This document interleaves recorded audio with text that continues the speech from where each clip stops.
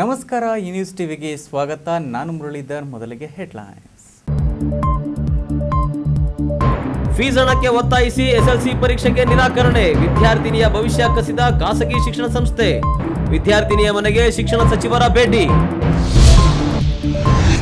ದಲಿತರಿಗೆ ಸಿಎಂ ಪಟ್ಟ ಕೊಟ್ರೆ ಚುನಾವಣೆಯಲ್ಲಿ ದಲಿತರ ಬೆಂಬಲ. ವಿಧಾನಸಭೆ ಚುನಾವಣೆಗೆ ಕೋಲಾರದಲ್ಲಿ ದಲಿತ ಸಂಘಟನೆಗಳ ಕಂಡೀಷನ್. ದಲಿತರನ್ನು ಸಂಘಟಿಸಿ ಬಿಜೆಪಿ ಬೆಳೆಸಲು ವೆಬ್ಸೈಟ್ಗೆ ಚಾಲನೆ. ಎಸ್ಸಿ ಮೋರ್ಚಾ ರಾಷ್ಟ್ರೀಯ ಅಧ್ಯಕ್ಷರಿಂದ ರಾಜ್ಯಗಳ ಪ್ರವಾಸ. ಜೀವಜಲ ಮಿಷನ್ನಲ್ಲಿ ಅಂತರ್ಜಲ ಅಭಿವೃದ್ಧಿ. ಪ್ರತಿ ಮನೆಗೂ ಕುಡಿಯುವ ನೀರು. ಸಣ್ಣ ನೀರಾವರಿ ಸಚಿವರ ಭರವಸೆ. ಹೇಳಿಕೊಳ್ಳೋಕೆ ಏಷ್ಯಾದಲ್ಲೇ ದೊಡ್ಡ ಟೊಮ್ಯಾಟೊ ಮಾರುಕಟ್ಟೆ. ಮಳೆ ನೀರು ಕೂಡ ಸರಾಗವಾಗಿ ಹರಿಯದೆ ಮಾರುಕಟ್ಟೆಯೆಲ್ಲ ಕೆಸರು, ಕೊಳಕಿನ ಗಲೀಜು.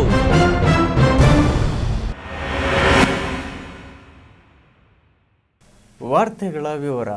ರಾಜ್ಯದ ಪ್ರತಿಷ್ಠಿತ ಶಿಕ್ಷಣ ಸಂಸ್ಥೆಗಳಲ್ಲಿ ಒಂದಾದ ಮೂಡಬಿದ್ರೆಯ ಆಳ್ವಾಸ್ನಲ್ಲೂ ಫೀಸ್ಗಾಗಿ ವಿದ್ಯಾರ್ಥಿಗಳ ಶೋಷಣೆ ನಡೆಯುತ್ತಾ ನಂಬೋಕ್ಕಾಗಲ್ಲ. ಆದರೆ ಶಾಲೆ ಫೀಸ್ ಕಟ್ಟಿಲ್ಲ ಅನ್ನೋ ಕಾರಣಕ್ಕೆ ಎಸ್ಎಲ್ಸಿ ಪರೀಕ್ಷೆಯಿಂದ ಬುದ್ಧಿವಂತ ವಿದ್ಯಾರ್ಥಿನಿಯೊಬ್ಬಳಿಗೆ ಅವಕಾಶ ಕೈತಪ್ಪಿರುವ ಸಂಗತಿ ಬೆಳಕಿಗೆ ಬಂದಿದೆ.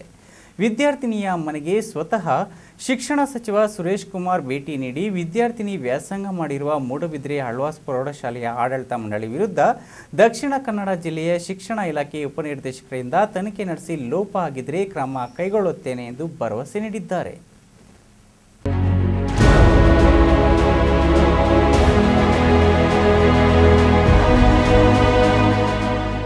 ಶಿಕ್ಷಣ ನೀಡೋದ್ರಲ್ಲಿ ನಾವೇ ಮುಂದು, ನಮ್ಮದೇ ಹೆಚ್ಚುಗಾರಿಕೆ ಅಂತ ಹೇಳಿಕೊಳ್ಳೋ ಅದೆಷ್ಟೋ ಶಿಕ್ಷಣ ಸಂಸ್ಥೆಗಳು ವಿದ್ಯಾರ್ಥಿಗಳನ್ನ ವಿದ್ಯಾರ್ಥಿಗಳಾಗಿ ನೋಡದೆ ಕಸ್ಟಮರ್ಸ್ ತರ ನೋಡ್ತಿರೋ ಕಾರಣದಿಂದಾಗಿ ದುಡ್ಡು ಕಟ್ಟಿಲ್ಲ ಅನ್ನೋ ಕಾರಣಕ್ಕೆ ಪರೀಕ್ಷೆಗೆ ಅವಕಾಶ ನೀಡದೆ ವಿದ್ಯಾರ್ಥಿನಿಯ ಭವಿಷ್ಯದೊಂದಿಗೆ ಅಮಾನವೀಯವಾಗಿ ವರ್ತಿಸಿರುವಂತಹ ಘಟನೆ ತುಮಕೂರು ಜಿಲ್ಲೆಯಲ್ಲಿ ನಡೆದಿದೆ.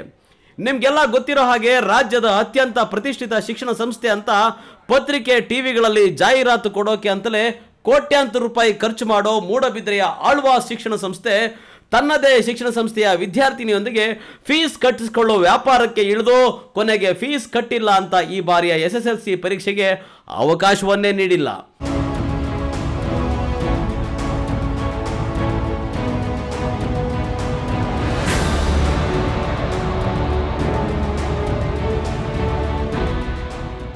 ಇದೇ ಕಾರಣಕ್ಕೆ ಆ ವಿದ್ಯಾರ್ಥಿನಿ ಆತ್ಮಹತ್ಯೆಗೂ ವಿಫಲ ಯತ್ನ ನಡೆಸಿದ್ದು ಈ ಸಂಗತಿ ತಿಳಿದ ರಾಜ್ಯದ ಶಿಕ್ಷಣ ಸಚಿವರೇ ವಿದ್ಯಾರ್ಥಿನಿಯ ಮನೆಗೆ ತೆರಳಿ ಸಮಾಧಾನ ಹೇಳಿದ್ದಾರೆ. ಆದರೆ ಪ್ರಯೋಜನ ಏನು ಅನ್ನೋದು ವಿದ್ಯಾರ್ಥಿನಿಯ ಮುಂದಿರೋ ಪ್ರಶ್ನೆಯಾಗಿದೆ. ತುಮಕೂರು ಜಿಲ್ಲೆಯ ಕೊರಟಗೆರೆ ಪಟ್ಟಣದ ವಾಸಿ ನರಸಿಂಹಮೂರ್ತಿ ಎಂಬುವರ ಮಗಳು ಗ್ರೀಷ್ಮಾ ನಾಯಕ್ ದಕ್ಷಿಣ ಕನ್ನಡ ಜಿಲ್ಲೆಯ ಮೂಡಬಿದ್ರೆಯ ಆಳ್ವಾಸ್ ಪ್ರೌಢಶಾಲೆಯಲ್ಲಿ ವ್ಯಾಸಂಗ ಮಾಡ್ತಾ ಇದ್ದು ಹಿಂದಿನ ವರ್ಷ 9ನೇ ತರಗತಿಯ ಕೊನೆಯ ದಿನಗಳಲ್ಲಿ ಫೀಸ್ ಬಾಕಿ ಉಳಿಸಿಕೊಂಡಿದ್ರು. ಕೊರೋನಾ ಲಾಕ್ಡೌನ್ ಅವಧಿ ಕೂಡ ಬಂದಿದ್ದರಿಂದ ಪೋಷಕರು ಫೀಸ್ ಕಟ್ಟಲಾಗದೆ ಪರದಾಡಿದ್ದಾರೆ. ಆದರೆ ಪಟ್ಟು ಬಿಡದ ಆಡಳಿತ ಮಂಡಳಿ ಈ ವಿದ್ಯಾರ್ಥಿನಿಯ ಭವಿಷ್ಯಕ್ಕೆ ಕೊಳ್ಳಿ ಇಟ್ಟಿದೆ. ನಿಜಕ್ಕೂ ಆಳ್ವಾಸ್ ಶಿಕ್ಷಣ ಸಂಸ್ಥೆ ಅಂತ ಪ್ರತಿಷ್ಠಿತ ಸಂಸ್ಥೆಗೆ ಅಷ್ಟೊಂದು ಹಣದ ದಾರಿದ್ರ್ಯ ಬಂದಿತ್ತಾ ಅನ್ನೋದು ಸಾರ್ವಜನಿಕರ ಪ್ರಶ್ನೆಯಾಗಿದೆ.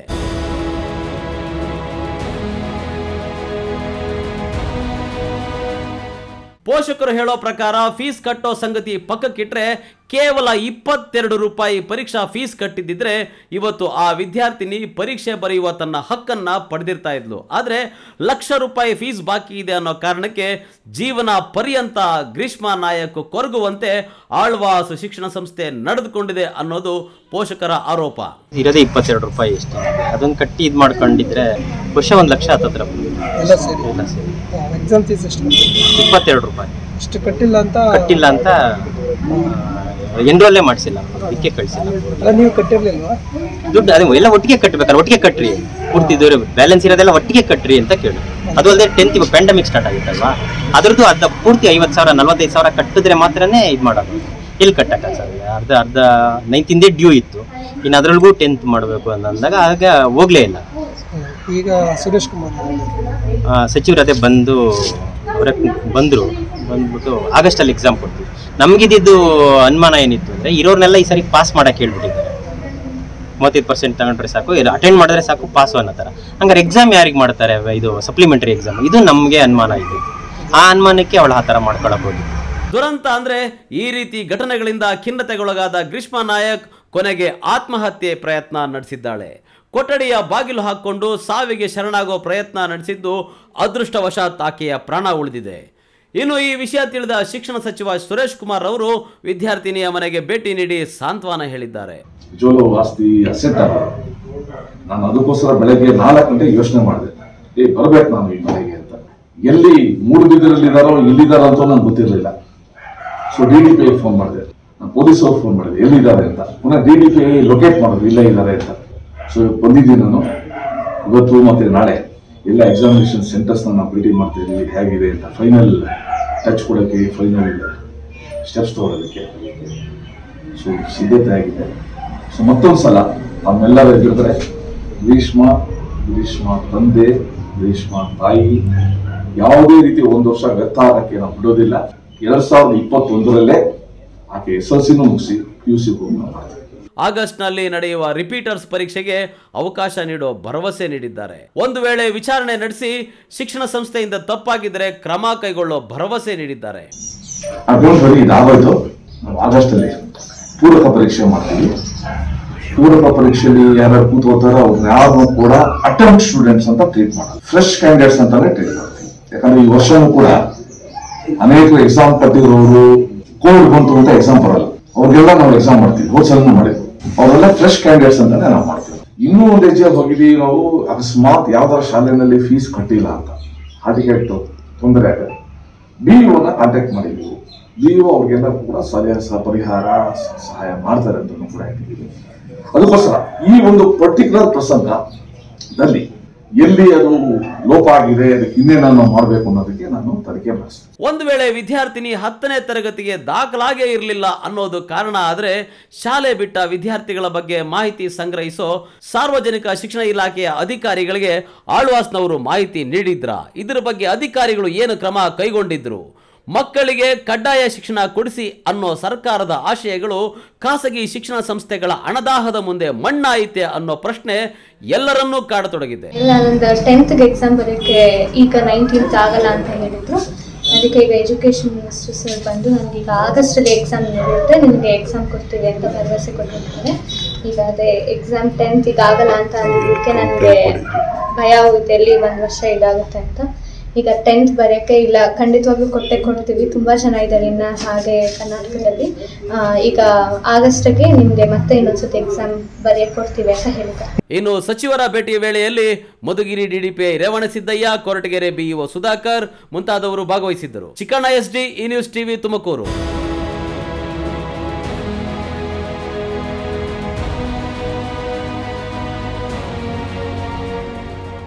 ಕರ್ನಾಟಕದಲ್ಲಿ ಮುಂಬರುವ ವಿಧಾನಸಭಾ ಚುನಾವಣೆಯಲ್ಲಿ ದಲಿತ ಸಮುದಾಯದವರಿಗೆ CM ಸ್ಥಾನ ನೀಡುವ ಪಕ್ಷಕ್ಕೆ 2 ಕೋಟಿ ದಲಿತ ಸಮುದಾಯದ ಬೆಂಬಲ ಅಂತ ದಲಿತ ಹೋರಾಟ ಸಮಿತಿಯವರು ಹೇಳಿದರು.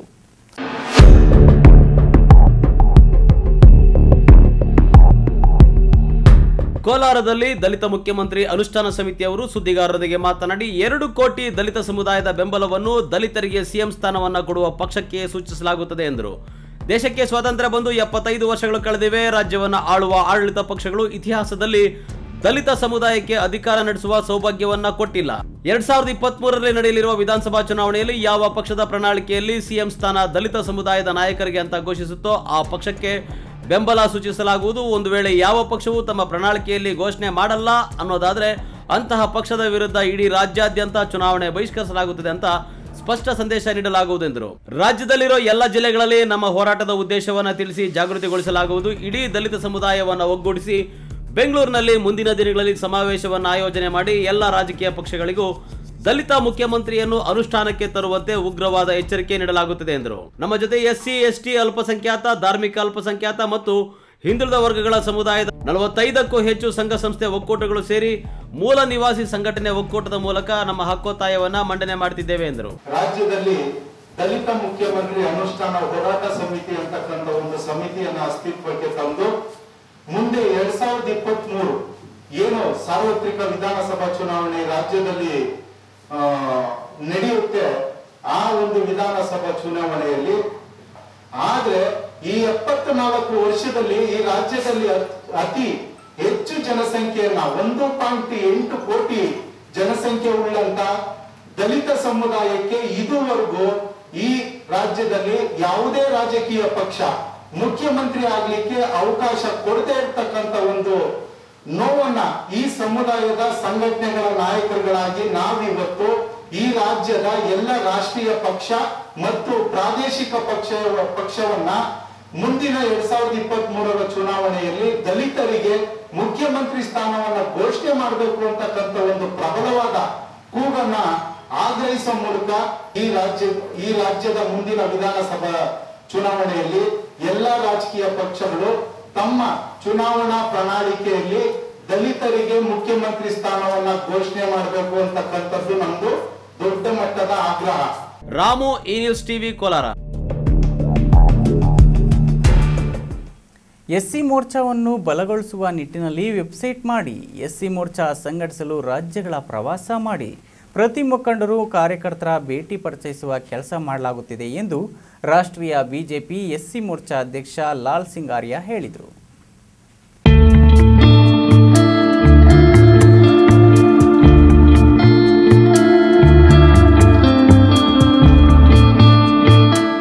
ಬೆಂಗಳೂರು ಗ್ರಾಮಾಂತರ ಜಿಲ್ಲೆಯ ದೇವನಹಳ್ಳಿ ನಗರದ ಬಿಜೆಪಿ ಪಾರ್ಟಿ ಹಾಲ್ನಲ್ಲಿ ನಡೆದ ಬಿಜೆಪಿ ಎಸ್ಸಿ ಮೋರ್ಚಾ ಸಭೆಗೆ ರಾಷ್ಟ್ರೀಯ ಬಿಜೆಪಿ ಎಸ್ಸಿ ಮೋರ್ಚಾ ಅಧ್ಯಕ್ಷ ಲಾಲ್ ಸಿಂಗ್ ಆರ್ಯ ಭೇಟಿ ನೀಡಿದರು. ಈ ವೇಳೆ ಮಾತನಾಡಿದ ಅವರು, ಈಗಿನ ಬೆಳೆಯುತ್ತಿರುವ ತಂತ್ರಜ್ಞಾನ ಬಳಸಿ ಎಸ್ಸಿ ಮೋರ್ಚಾವನ್ನ ಬಲಗೊಳಿಸುವ ನಿಟ್ಟಿನಲ್ಲಿ ವೆಬ್ಸೈಟ್ ಮಾಡಿ ಎಸ್ಸಿ ಮೋರ್ಚಾ ಸಂಘಟಿಸಲು ರಾಜ್ಯಗಳ ಪ್ರವಾಸ ಮಾಡ್ತಾ ಇದ್ದೇವೆ. ಪ್ರತಿ ಮುಖಂಡರು ಕಾರ್ಯಕರ್ತರನ್ನ ಭೇಟಿ ಮಾಡಿ ಪರಿಚಯಿಸುವಂತಹ ಕೆಲಸ ಮಾಡಲಾಗ್ತಾ ಇದೆ ಎಂದರು. दक्षिण के इस प्रवास में मैं आज भारतीय जनता पार्टी अनुसूचित जाति मोर्चे के प्रदेश कार्यालय बेंगलोर भी आया हूँ, क्योंकि हाईटेक ज़माना है और इसलिए मोर्चे की वेबसाइट भी होनी चाहिए. हर स्टेट में मोर्चे की वेबसाइट हो, ऐप हो, जिसके माध्यम से हमारे सेवा के कार्य है, संगठन का विस्तार है या अन्य कोई सामाजिक सरोकार करते हैं उसकी जानकारी दिन में काम होता हो और शाम को एकत्रित हो जाए. इसके लिए वेबसाइट हमको लॉन्च करना थी. कार्यकर्ताओं के साथ हमको चर्चा भी करना थी, मिलना भी था, क्योंकि हम परिवार के लोग हैं और एक दूसरे की बात को परिचित होना ये भी हमारा उद्देश्य था.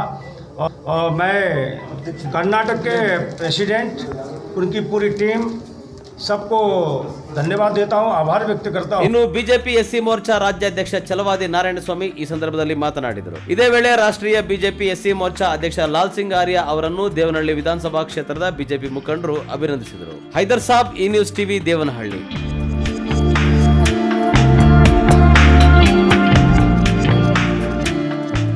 ಇದೀಗ ವಿರಾಮದ ನಂತರ ಈ ನ್ಯೂಸ್ ಟಿವಿ ಮುಂದುವರಿಯುತ್ತದೆ.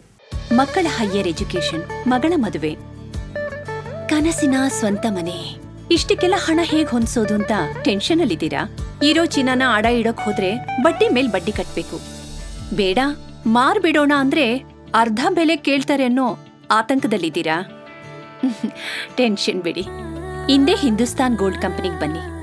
ನೀವ್ ಅಡ ಇಟ್ಟಿರೋ ಚಿನ್ನವನ್ನ ಬಿಡಿಸ್ತಾರೆ ಹಾಗೂ ನಿಮ್ಮಲ್ಲಿರೋ ಚಿನ್ನವನ್ನ ಇಂದಿನ ಆನ್ಲೈನ್ ಬೆಲೆಗೆ ಕೊಂಡುಕೊಂಡು ತಕ್ಷಣ ನಿಮ್ ಬಾಕಿ ಹಣ ಕೊಡ್ತಾರೆ. ಹಿಂದೂಸ್ತಾನ್ ಗೋಲ್ಡ್ ಕಂಪನಿ, ಇದು ನಿಮ್ಮ company. Hindustan Gold Company. It's your company.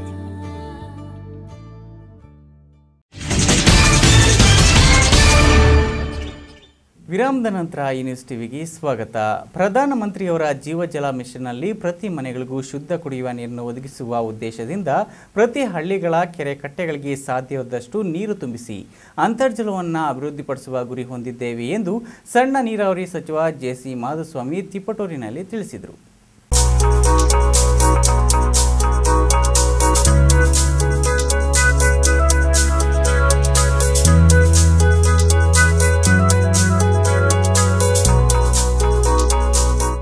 Tumakuru ಜಿಲ್ಲೆಯ ತಿಪಟೂರು ತಾಲೂಕಿನ ಕಸಬಾ ಹೋಬಳಿ, ರಂಗಾಪುರ, ಚಿಕ್ಕಕೊಟ್ಟಿಗೆಹಳ್ಳಿ, ಹೊಸಹಳ್ಳಿ ಕೆರೆಗಳಿಗೆ 5 ಕೋಟಿ ವೆಚ್ಚದಲ್ಲಿ ಏತ ನೀರಾವರಿ ಮೂಲಕ ನೀರು ತುಂಬಿಸುವ ಕಾಮಗಾರಿಗೆ ಶುಕ್ರವಾರ ಶಂಕುಸ್ಥಾಪನೆ ನೆರವೇರಿಸಿ ಮಾತನಾಡಿದ ಸಣ್ಣ ನೀರಾವರಿ ಸಚಿವ ಜೆಸಿ ಮಾಧುಸ್ವಾಮಿ ಅವರು, ನಮಗೆ ನೀರಿನ ಲೆಕ್ಕ, ತಮಿಳುನಾಡಿಗೆ ಲೆಕ್ಕ ಇಲ್ಲ.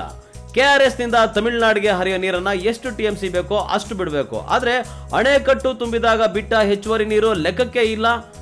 ಆದರೆ ಹೇಮಾವತಿ ನಾಲೆಯಿಂದ ಅಣೆಕಟ್ಟೆ ತುಂಬಿದಾಗ ಬಿಟ್ಟ ಕೋಡಿ ನೀರು ಸಹ ಲೆಕ್ಕಕ್ಕೆ ಪರಿಗಣಿಸಬೇಕಾಗಿದೆ. ಈ ಬಗ್ಗೆ ಕೇಂದ್ರ ಮಂತ್ರಿಯಾದ ಶೆಖಾವತ್ ಬಳಿ ಮಾತನಾಡಿದ್ದು ಇದನ್ನ ಸರಿಪಡಿಸುವ ಭರವಸೆ ನೀಡಿದ್ದಾರೆ ಎಂದರು. ಇನ್ನು ಸದನದಲ್ಲಿ ಮಾಜಿ ಮುಖ್ಯಮಂತ್ರಿ ಸಿದ್ದರಾಮಯ್ಯ ಅವರು ಕೊರೋನಾ ಸಂಕಷ್ಟದಲ್ಲಿ ಸಾಲ ಮಾಡಿದ್ದೀರಿ ಅಂತ ಪ್ರಶ್ನೆ ಮಾಡ್ತಿದ್ದಾರೆ. ಅವರಿಗೆ ಉತ್ತರಿಸಿದ ನಾವು ಕೊರೋನಾ ನೆರೆ ಪರಿಹಾರಕ್ಕೆ ಅಂತ ಸಾಲ ಮಾಡಿದ್ದೇವೆ, ಆದ್ರೆ ನೀವು ರಾಜ್ಯ ಸುಭಿಕ್ಷವಾಗಿದ್ದಾಗಲೂ ಸಹ 1,000 ಕೋಟಿ ರೂಪಾಯಿ ಸಾಲ ಮಾಡಿದ್ದೀರಿ ಎಂದಿದ್ದಕ್ಕೆ ಸಿದ್ದರಾಮಯ್ಯ ಉತ್ತರ ಇಲ್ಲದೆ ಅಂತ ಆದ್ರು ಅಂತ ಮಾಧುಸ್ವಾಮಿ ತಿಳಿಸಿದರು. ಕೋರ ಮತ್ತು ಬೆಳ್ಳಾವಿ ಹೋಬಳಿಗೆ ಅಂತ ತೀರ್ಮಾನ ಮಾಡಿದ್ದೀವಿ. ಇನ್ನು ಋಷಭಾವತಿ ಬೆಂಗಳೂರಿನಲ್ಲಿ ಏನು ಕೊಳಚೆ ನೀರಿತ್ತು ಆ ಶುದ್ಧ ಮಾಡಿದ ನೀರನ್ನು ತುಮಕೂರು ಊರಲ್ಲಿಗೆ ಗೂಳೂರಿಂದ ಹಿಡಿದು ಹಳೆ ನಿಜಗಲ್ ಕೆರೆಯಿಂದ ಹಿಡಿದು ಗೂಳೂರು ಕೆರೆ 12 ಕೆರೆ ತುಂಬಿಸ್ಲಿಕ್ಕೆ ನಾವು ನೀರು ತಂದು ಈ ಜಿಲ್ಲೆನಲ್ಲಿ ಕೂಡ ಕೆರೆಯಲ್ಲಿ ನೀರು ಕಾಣಬೇಕು, ವಾತಾವರಣದಲ್ಲಿ ತಂಪು ಮಾಡುವಂಥ ಪರಿಸ್ಥಿತಿನ ನಿರ್ಮಾಣ ಮಾಡಬೇಕು ಅಂತ ಮಾಡಿದ್ದೀವಿ. ನಾನು ಅವ್ರಿಗೆ ವಿಧಾನಸಭೆಯಲ್ಲಿ ಕೇಳಿದೆ, ನಾನು ಉತ್ತರ ಹೇಳ್ತಿದ್ದವನು, ಏನು ಇಲ್ಲದೆ ಯಾವ ತಾಪತ್ರ ಇಲ್ಲದ ಕಾಲದಲ್ಲಿ ಸಿದ್ದರಾಮಯ್ಯನವರೇ ಸಾಲ ಮಾಡಿದವ್ರು, ನೀವು ಕಷ್ಟ ಕಾಲದಲ್ಲಿ ಸಾಲ ಮಾಡೋರನ್ನ ಟೀಕೆ ಮಾಡ್ತಿರಲ್ರಿ ಹಿಂದೆ. ನಾವು ಕಷ್ಟ ಕಾಲದಲ್ಲಿ ಟೀಕೆ ಮಾಡ್ತಾ ಇದ್ದೀವಿ. You have borrowed 20,000 crore without any reason. ಯಾವುದೇ ಕಾರಣ 20,000 ಕೋಟಿ ಸಾಲ ಮಾಡಿದ ಮನುಷ್ಯನೇನು, ಅದಾದ್ಮೇಲೆ ಒಂದು 20,000 ಏರೋಗಿದ್ದು ಕುಮಾರಸ್ವಾಮಿ ಅವ್ರ ಕಾಲ.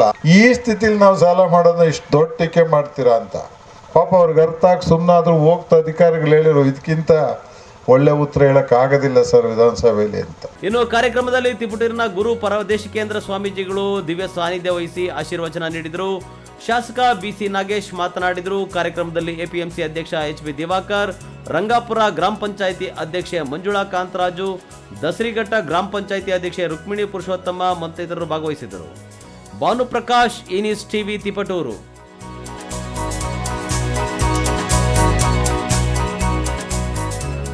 ಇದೀಗ ವಿರಾಮದ ನಂತರ ಇನಿಸ್ ಟಿವಿ ಮುಂದುವರಿಯುತ್ತದೆ. ಕೆಜಿಎನ್ ಮಾರ್ಟ್ ಫೇರ್ ಮಾರ್ಟ್ ಸರ್ಕಾರಿ ಬಾಲಕಿಯರ ಪ್ರೌಢಶಾಲೆ ಮುಂಭಾಗ, ಡಿವಿಜಿ ಮುಖ್ಯ ರಸ್ತೆ, ಬಾಗೇಪಲ್ಲಿ ಟೌನ್. ರುಚಿಕರ ಹಾಗೂ ಗುಣಮಟ್ಟದ ವಲ್ಲಭ ಡೈರಿ ಹಾಲು ಮತ್ತು ಹಾಲಿನ ಉತ್ಪನ್ನಗಳು ಹಾಗೂ ಅಗತ್ಯ ದಿನಸಿ ವಸ್ತುಗಳ ಖರೀದಿಗೆ ಒಮ್ಮೆ ಭೇಟಿ ಕೊಡಿ. ಅರುಣ್ ಐಸ್ ಕ್ರೀಮ್ ಹಾಗೂ ಕಡಿಮೆ ಬೆಲೆಯಲ್ಲಿ ರುಚಿಕರವಾದ ಅಣಬೆಗಳಿಗಾಗಿ ಹಿಂದೆ ಭೇಟಿ ಕೊಡಿ. 1,000 ರೂಪಾಯಿಗಳ ದಿನಸಿ ಪದಾರ್ಥಗಳ ಖರೀದಿಗೆ 1 ಕೆಜಿ ಸಕ್ಕರೆ ಉಚಿತವಾಗಿ ಪಡೆಯಿರಿ. 2,500 ರೂಪಾಯಿಗಳ ಖರೀದಿಗೆ 1 ಲೀಟರ್ ಅಡುಗೆ ಎಣ್ಣೆ, 5,000 ರೂಪಾಯಿಗಳ ಖರೀದಿಗೆ 2 ಕೆಜಿ ಟೈಟ್ ಸರ್ಫ್ ಪ್ಯಾಕೆಟ್ ಉಚಿತವಾಗಿ ಪಡೆಯಿರಿ. ಕೆಜಿಎನ್ ಮಾರ್ಟ್ ಫೇರ್ ಮಾರ್ಟ್ ಸರ್ಕಾರಿ ಬಾಲಕಿಯರ ಪ್ರೌಢಶಾಲೆ ಮುಂಭಾಗ, ಡಿವಿಜಿ ಮುಖ್ಯ ರಸ್ತೆ, Bagepalli town. Proprietor Mukhtiyaz Ahmed. Mobile ಸಂಖ್ಯೆ 9449960149 8073912414.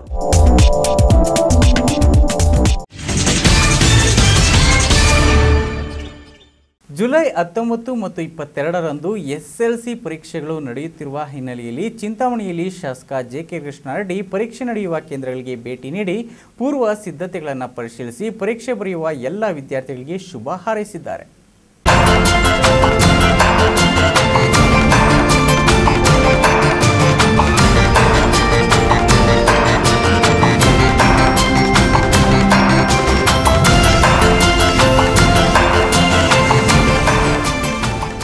ಲಾಕ್ಡೌನ್ ಸಡಿಲಿಕೆ ಆಗ್ತಾ ಇದ್ದಂತೆ ಸರ್ಕಾರ 10ನೇ ತರಗತಿಯ ವಿದ್ಯಾರ್ಥಿಗಳಿಗೆ ಜುಲೈ 19 ಮತ್ತು 22ರಂದು 2 ದಿನಗಳ ಕಾಲ ಪರೀಕ್ಷೆ ನಡೆಸಲು ಮುಂದಾಗಿದ್ದು, ಚಿಂತಾಮಣಿಯಲ್ಲಿ ಶಾಸಕ ಜೆ.ಕೆ. ಕೃಷ್ಣಾರೆಡ್ಡಿ ಅವರು ಬಾಲಕರ ಪ್ರೌಢಶಾಲೆ ಹಾಗೂ ಬಾಲಕಿಯರ ಪ್ರೌಢಶಾಲೆಗಳಿಗೆ ಭೇಟಿ ನೀಡಿ ಪರೀಕ್ಷಾ ಪೂರ್ವ ಸಿದ್ಧತೆಗಳನ್ನು ಪರಿಶೀಲನೆ ನಡೆಸಿ 10ನೇ ತರಗತಿ ಪರೀಕ್ಷೆ ಬರೆಯುತ್ತಿರುವ ಎಲ್ಲ ವಿದ್ಯಾರ್ಥಿಗಳಿಗೆ ಶುಭ ಹಾರೈಸಿದರು.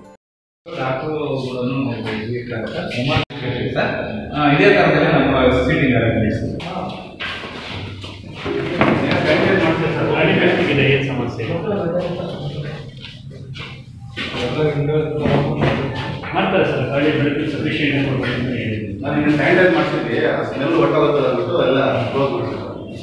ಈ ವೇಳೆ ಶಾಸಕ ಜೆ.ಕೆ. ಕೃಷ್ಣಾರೆಡ್ಡಿ ಮಾಧ್ಯಮದೊಂದಿಗೆ ಮಾತನಾಡಿ, ತಾಲೂಕಿನ ಎಲ್ಲ 18 ಕೇಂದ್ರಗಳಲ್ಲಿ ಅಗತ್ಯ ಕ್ರಮಗಳನ್ನು ಕೈಗೊಳ್ಳುವಂತೆ ಬಿಇಒ ಅವರಿಗೆ ಸೂಚನೆ ನೀಡಲಾಗಿತ್ತು. ವಿದ್ಯಾರ್ಥಿಗಳು ಉತ್ತಮ ಅಂಕಗಳನ್ನು ಪಡೆಯುವುದರ ಮುಖಾಂತರ ಜಿಲ್ಲೆ ಹಾಗೂ ಚಿಂತಾಮಣಿ ತಾಲೂಕಿಗೆ ಕೀರ್ತಿ ತರಬೇಕು ಅಂತ ಶುಭ ಹಾರೈಸಿದರು. ಇವತ್ತು ಎಲ್ಲವನ್ನು ಕೂಡ ಅವರು ಮಾಡಿದ್ದಾರೆ. ಅದರ ಎಲ್ಲ ಕೇಂದ್ರಗಳಲ್ಲಿ ನಮ್ಮ ತಾಲೂಕಿನಲ್ಲಿ 18 ಕೇಂದ್ರಗಳು, ನಗರ ಭಾಗದಲ್ಲಿ 8 ಕೇಂದ್ರಗಳು, ಗ್ರಾಮೀಣ ಭಾಗದಲ್ಲಿ 10 ಕೇಂದ್ರಗಳು. ಈ ಎಲ್ಲ ಕೇಂದ್ರಗಳಲ್ಲಿ ಕೂಡ ಪ್ರತಿಯೊಬ್ಬ ವಿದ್ಯಾರ್ಥಿಗೂ ಕೂಡ ಇವತ್ತು ಸ್ಯಾನಿಟೈಸರ್ ಇರ್ಬೋದು, ಮಾಸ್ಕ್ ಇರ್ಬೋದು, ಮತ್ತು ಅಂತರ ಕಾಯ್ದುಕೊಳ್ಳುವಂಥದ್ದಕ್ಕೂ ಕೂಡ ಅದನ್ನು ಕೂಡ ಸುಮಾರು 5 ಅಡಿ ದೂರದಲ್ಲಿ ವಿದ್ಯಾರ್ಥಿಗಳು ಕೂರಲಿಕ್ಕೆ ಅವಕಾಶವನ್ನು ಮಾಡಿಕೊಟ್ಟಿದ್ದಾರೆ. ಮತ್ತು ಇದರ ಜೊತೆಗೆ ಇವತ್ತು ಐಸೋಲೇಷನ್ ರೂಮ್ ಕೂಡ ಮಾಡಿದ್ದಾರೆ. ಯಾರಿಗಾದರೂ ವಿದ್ಯಾರ್ಥಿಗಳಿಗೆ ಏನಾದರೂ ಕೆಮ್ಮು ಜ್ವರ ಇಂಥದ್ದೇನಾದರೂ ಕಾಣಿಸ್ಕೊಂಡಾಗ ಪ್ರತಿಯೊಂದು ಸೆಂಟ್ರಲ್ಲಿ ಕೂಡ ಐಸೋಲೇಷನ್ ರೂಮ್ ಇರುತ್ತೆ. ಆ ರೂಮಲ್ಲಿ ಪ್ರತ್ಯೇಕವಾಗಿ ಅವ್ರನ್ನ ಕೂರಿಸಿ ಎಕ್ಸಾಮ್ ಪರೀಕ್ಷೆ ಬರೆಯುವಂಥದ್ದಕ್ಕೆ. ಇನ್ನು ಈ ಸಂದರ್ಭದಲ್ಲಿ ಬಿಇಒ ಸುರೇಶ್ ಕುಮಾರ್, ಇಸಿಒ ರಾಜಣ್ಣ ಮುಂತಾದವರು ಭಾಗವಹಿಸಿದ್ದರು. ಬಿ ದೇವಪ್ಪ, ಈ ನ್ಯೂಸ್ ಟಿವಿ, ಚಿಂತಾಮಣಿ.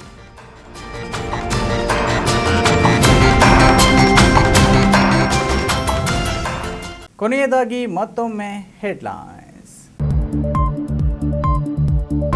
ಫೀಸ್ ಹಣಕ್ಕೆ ಒತ್ತಾಯಿಸಿ ಎಸ್ಎಲ್ಸಿ ಪರೀಕ್ಷೆಗೆ ನಿರಾಕರಣೆ. ವಿದ್ಯಾರ್ಥಿನಿಯ ಭವಿಷ್ಯ ಕಸಿದ ಖಾಸಗಿ ಶಿಕ್ಷಣ ಸಂಸ್ಥೆ. ವಿದ್ಯಾರ್ಥಿನಿಯ ಮನೆಗೆ ಶಿಕ್ಷಣ ಸಚಿವರ ಭೇಟಿ. ದಲಿತರಿಗೆ ಸಿಎಂ ಪಟ್ಟ ಕೊಟ್ರೆ ಚುನಾವಣೆಯಲ್ಲಿ ದಲಿತರ ಬೆಂಬಲ. ವಿಧಾನಸಭೆ ಚುನಾವಣೆಗೆ ಕೋಲಾರದಲ್ಲಿ ದಲಿತ ಸಂಘಟನೆಗಳ ಕಂಡೀಷನ್. ದಲಿತರನ್ನು ಸಂಘಟಿಸಿ ಬಿಜೆಪಿ ಬೆಳೆಸಲು ವೆಬ್ಸೈಟ್ಗೆ ಚಾಲನೆ. ಎಸ್ಸಿ ಮೋರ್ಚಾ ರಾಷ್ಟ್ರೀಯ ಅಧ್ಯಕ್ಷರಿಂದ ರಾಜ್ಯಗಳ ಪ್ರವಾಸ. ಜೀವಜಲ ಮಿಷನ್ನಲ್ಲಿ ಅಂತರ್ಜಲ ಅಭಿವೃದ್ಧಿ. ಪ್ರತಿ ಮನೆಗೂ ಕುಡಿಯುವ ನೀರು. ಸಣ್ಣ ನೀರಾವರಿ ಸಚಿವರ ಭರವಸೆ. ಹೇಳಿಕೊಳ್ಳೋಕೆ ಏಷ್ಯಾದಲ್ಲೇ ದೊಡ್ಡ ಟೊಮ್ಯಾಟೊ ಮಾರುಕಟ್ಟೆ. ಮಳೆ ನೀರು ಕೂಡ ಸರಾಗವಾಗಿ ಹರಿಯದೆ ಮಾರುಕಟ್ಟೆಯೆಲ್ಲ ಕೆಸರು, ಕೊಳಕಿನ ಗಲೀಜು. ದಿನನಿತ್ಯದ ಸುದ್ದಿ ಸ್ಪರ್ಶಕ್ಕಾಗಿ ತಪ್ಪದೆ ವೀಕ್ಷಿಸಿ ಈ ನ್ಯೂಸ್ ಟಿವಿ.